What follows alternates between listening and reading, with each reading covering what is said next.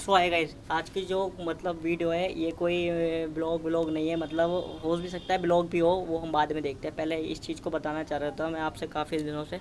जो आज की जो मतलब वीडियो है वो मेरी लाइफ से काफ़ी ज़्यादा जुड़ी हुई है। वो होता क्या है, मतलब तुम्हारा भाई फर्स्ट से एंड 8 तक ऐसे ही पास हो जाता है किसी प्राइवेट स्कूल से पढ़ के। यहीं पे आस पास ही में कॉलोनी में स्कूल है प्राइवेट, वहाँ से पढ़ के पास हो जाता है। तो उसके बाद में नाइन्थ में हमारे में वो स्कूल जो था 8वीं तक ही था, नाइन्थ में उसके बाद में वहाँ से ट्रांसफ़र कर दिया जाता है हमें सरकारी स्कूल में।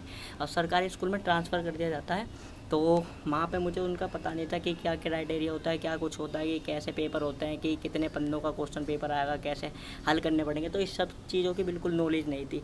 तो इस चक्कर में वहाँ पे मैं फर्स्ट टर्म में बहुत ही बुरे नंबर से फ़ेल हो जाता हूँ। हर एक सब्जेक्ट में फ़ेल हो जाता हूँ। ऐसा कोई सब्जेक्ट नहीं था जिसमें मैं पास हुआ हूँ। यहाँ तक कि संस्कृत इतना आसान सब्जेक्ट, उस तक फ़ेल हो जाता हूँ मैं।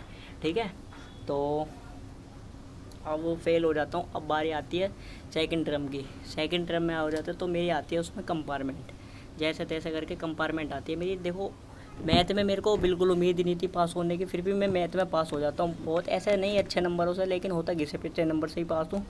कुछ 33 नंबर से पास होता हूँ। मेरी कंपार्टमेंट आई थी साइंस में और सोशल साइंस में।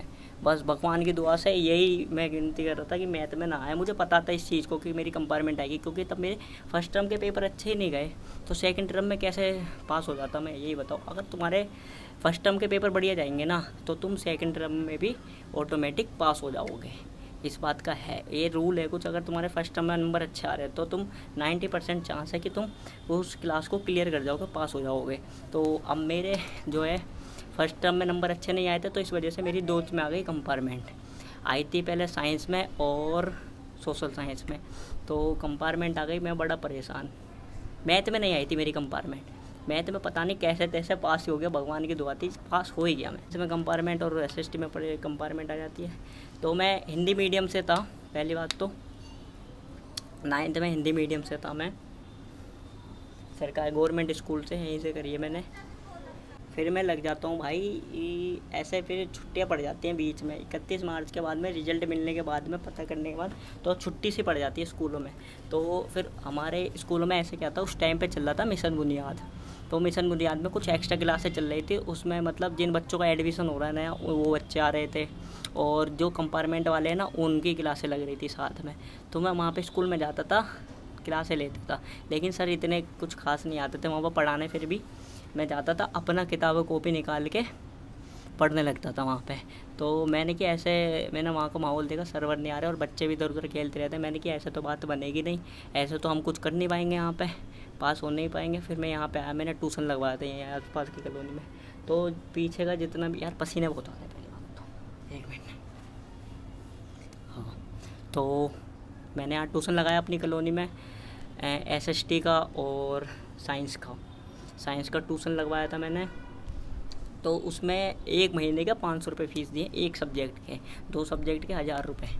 उसका मतलब वो होता क्या था, जो पीछे का जितना भी सिलेबस था ना, उसमें सब कवर करवाया, लेकिन मेरी वो चीज़ भी ऊपर से जा रही थी। तो मैंने भी उस चीज़ को ट्यूशन छोड़ दिया। पेपर के कुछ 10-15 दिन बचे थे। 10-15 दिन बचे थे पेपर के, कंपार्टमेंट के। तो मैंने भाई अकेले ही पढ़ना चालू करा। छत पे बैठा रहता था अकेला, पूरी धूप भर में, पूरी धूप में भाई।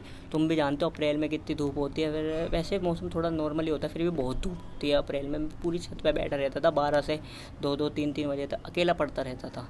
तो भाई जैसे तैसे करके मैं साइंस में और सोशल साइंस में मेरी कंपार्टमेंट आई थी। मैं उसकी तैयारी करता हूँ दोबारा से। तो जैसे तैसे करके भाई मास्टर से थोड़ी बहुत बातचीत थी मैंने कि सर जी कि क्या क्वेश्चन आएंगे। सर से मैंने पता करी कि पेपर में क्या क्वेश्चन आएंगे, ये वो। तो उनके हिसाब से मैं पढ़ने लगा, घर पे बैठ के स्टडी करने लगा। पीछे का भी जितना भी था ना, सब मैंने क्लियर कर लिया था। सो गाइस अब बारी आती है पेपर देने की। तो तुम्हारा भाई पेपर देने जाता है वहाँ पे, है नहीं। स्कूल तो पहुंच जाता हूँ मैं पेपर देने जैसे तैसे।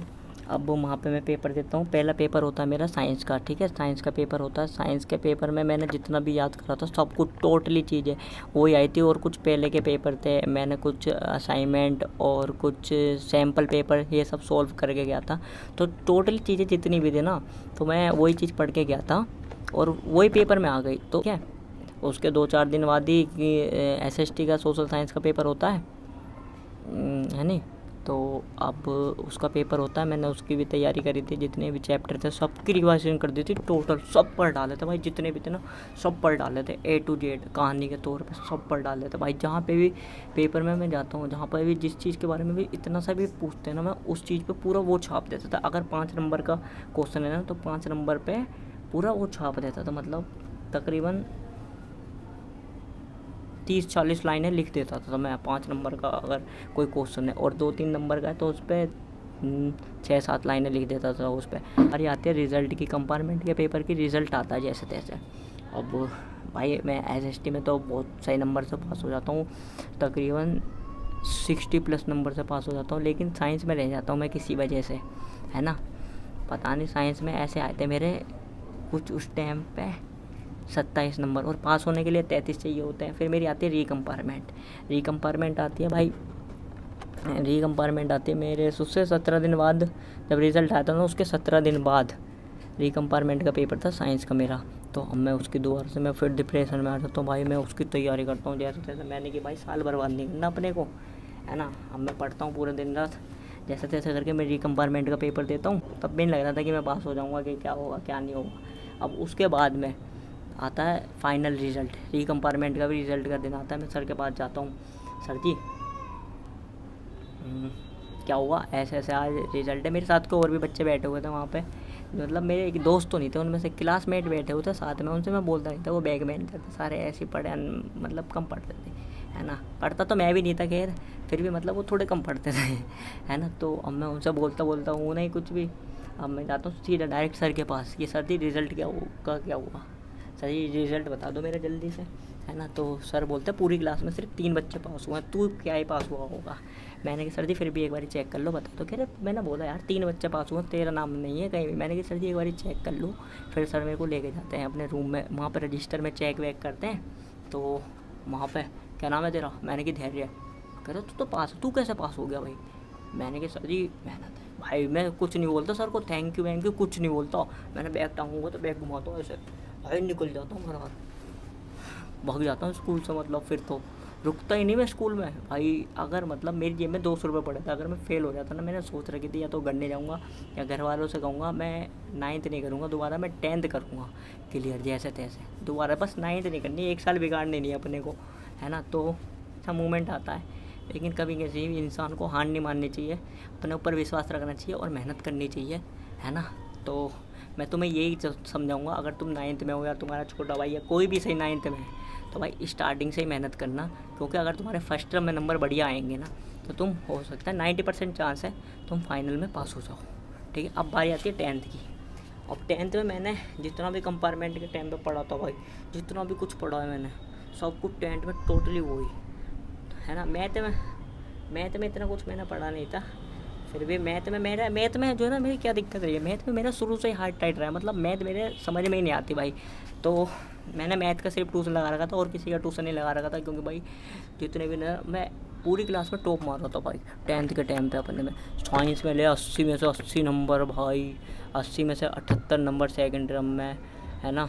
फिर फाइनल बोर्ड के टाइम पे भाई 60 नंबर, ये वो फलाना ढिकाना, हर किसी सब्जेक्ट में मतलब बहुत A1 नंबर आ रहे थे। बस मैथ में आए मेरे, मैथ में मैं बहुत घिसे पिटे नंबर से पास हुआ हूँ 10th में। 33 नंबर आए पूरे, 33 चाहिए होते हैं पास होने के लिए, और 33 से ही पास हुआ हूँ मैं जैसे तैसे करके।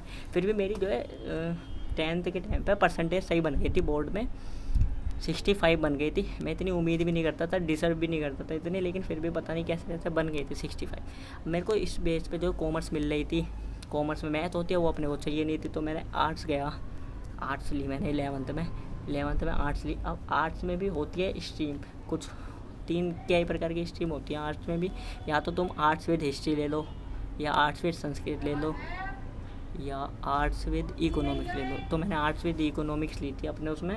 इको में क्या होता है, अर्थशास्त्र, मतलब जनगणना ये सब होती है, तो वो चीज़ मेरे समझ में आ रही थी, तो मैंने ले ली, कोई बात नहीं।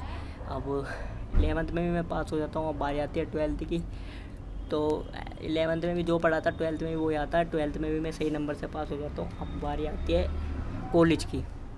अब कॉलेज की बारी आती है भाई, कॉलेज का क्या होता है सिस्टम, कुछ तो भाई पैसे की दिक्कत थी, और कुछ डेट निकल जाती है, इस चक्कर में एडमिशन नहीं हो पाता।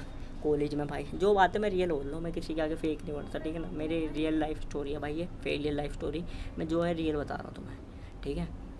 1 साल का मेरा गैप हो जाता है, मैं ड्रॉप कर देता हूँ, कॉलेज वॉलेज करता नहीं। फिर नेक्स्ट ईयर अब मैंने दिसंबर में एडमिशन करवाया, फर्स्ट सेमेस्टर के मेरे पेपर हुए हैं, अभी क्लियर हुए हैं। मुझे लगता नहीं मैंने कुछ पढ़ा वढ़ा है नहीं, फिर भी मैं पेपर दे के रहा हूँ। लगता नहीं कि पास होऊंगा नहीं होऊंगा, ये सब भगवान ही में। भाई मैं तुम्हें इतना कहना चाहूँगा बस कि मेहनत करते रहो, कभी हार मत मानो, अपने अंदर भरोसा रखो, अपने माँ बाप पर भरोसा रखो। देखो जब मैं कोई नहीं था ना मेरे साथ, तो तब मेरी कंपार्टमेंट आई थी, कोई नहीं बोलता था, मेरे तो दोस्त वोस्त सब अपना मज़े लेने लगे थे भाई, कोई नहीं बोलता था, ठीक है। बस एक घर वाले ही थे जो सपोर्ट करते थे, घर वाले कहते थे कि तू टेंशन मत ले, पास हो जाएगा, बस मेहनत करते रहे, पढ़ते रहे। नहीं भी हुआ कोई नहीं, सब होते हैं फेल, तो हो गया क्या हो गया, दोबारा कर लियो, क्या दिक्कत है। बस घर वालों ने बहुत सपोर्ट करा भाई। फेलियर लाइफ स्टोरी है, फेलियर लाइफ स्टोरी, बस मैं कहना चाहूँगा बस सपोर्ट करते रहो। और बाकी आगे का ब्लॉग आप हो सके तो इस वीडियो में देखना, नहीं तो अगली वीडियो में देखना, अगर वीडियो लंबी ना हुई तो। बस बाय।